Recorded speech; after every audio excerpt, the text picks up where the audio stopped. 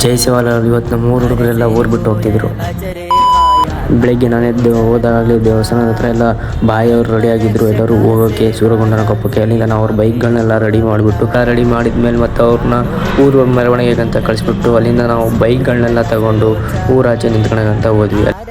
ನಾವು ಊರಾಚೆ ಹೋಗೋಷ್ಟೊತ್ತಿಗೆ ಅವ್ರ ಮೆರವಣಿಗೆ ಮುಗಿಸ್ಕೊಂಡು ಊರಾಚೆ ಬಂದರು. ಅಲ್ಲಿಂದ ಅವ್ರನ್ನ ಬೈಕ್ಗಳನ್ನೆಲ್ಲ ಕೊಟ್ಟು ಅವ್ರನ್ನ ಕಳಿಸಿದ್ವಿ. ಆಮೇಲೆ ಎಲ್ಲರನ್ನೂ ಕಳಿಸ್ಬಿಟ್ಟು ನಾವು ಹಿಂದ್ಗಡೆಯಿಂದ ರೆಡಿಯಾಗಿ ಹೊರಟ್ವಿ. ಅಲ್ಲಿಂದ ನಾವು ಶಿಸ್ತು ಬಂದಿದ್ದು ಎಲ್ಲಿಗೆ ಅಂದರೆ ತುಂಗಾ ನದಿಗೆ ಒಂದು ಹಳ್ಳಿ ಹತ್ರ ಇರೋದು. ಅಲ್ಲಿ ಬಂದು ಸ್ನಾನ ಮಾಡಿಕೊಂಡು ಅಲ್ಲಿಂದ ಮತ್ತೆ ನಾವು ಹೊರಟ್ವಿ. ಸೇವಾಲಾಲ್ ಜನ್ಮಸ್ಥಳ ಸೂರಗೊಂಡನ ಕೊಪ್ಪ ಬಾಯಾಗಡ್ ಅಂತಲೇ ಕರೆಯಲಾಗುತ್ತದೆ. ಅಲ್ಲಿಂದ ನಾವು ಬಂದ ತಕ್ಷಣ DK ಶಿವಕುಮಾರ್ ಅವರು ಮತ್ತು ಪ್ರಭಾ ಮಲ್ಲಿಕಾರ್ಜುನ್ ಮತ್ತು ಭಾಳ ಜನ ಬಂದಿದ್ದರು. ಅಲ್ಲಿಂದ ನಾವು ಮರಿಯಮ್ಮ ದೇವಿ ದೇವಸ್ಥಾನ ಹತ್ರ ಬಂದು ಪೂಜೆ ಮಾಡಿಸ್ಕೊಂಡು ಅಲ್ಲಿ ಸಂತ ಶ್ರೀ ಸೇವಾಲಾಲ್ ದೇವಸ್ಥಾನಕ್ಕೆ ಬಂದು ಅಲ್ಲಿ ನಾವು ಪೂಜೆ ಮುಗಿಸ್ಕೊಂಡು ಆಮೇಲೆ ನಮ್ಮ ಬಾಯವರೆಲ್ಲ ಭಜನೆ ಮಾಡ್ತಿದ್ರು. ಕೇಳಿಸ್ಕೊಳ್ರಿ.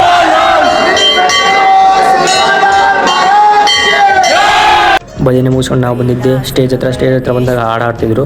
ಕೇಳಿಸ್ಕೊಳ್ರಿ, ಹಾಡು ಹಾಕ್ತೀನಿ.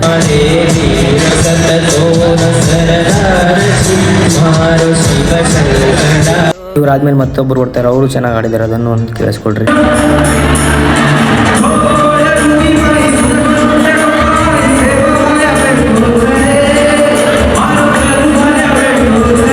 ನೈಟ್ ಫಂಕ್ಷನ್ ಮುಗಿಸ್ಕೊಂಡು ನಾವು ಹೋಗಿ ಮಲ್ಕೊಂಡು ಬೆಳಗ್ಗೆ ಎದ್ದು ಬಂದಾಗ ಭೋಗಚಕ್ ಟೈಮ್ ಆಗುತ್ತೆ ಅಂತ ಭಕ್ತಾದಿಗಳೆಲ್ಲ ಬಂದಿದ್ರು. ಇನ್ನೇನು ಭೋಗಚಕ್ ಟೈಮ್ ಬಂತು, ಅವಾಗ ನಾವು ನಿಂತ್ಕೊಂಡು ಭೋಗಚಕ್ ನೋಡಿ.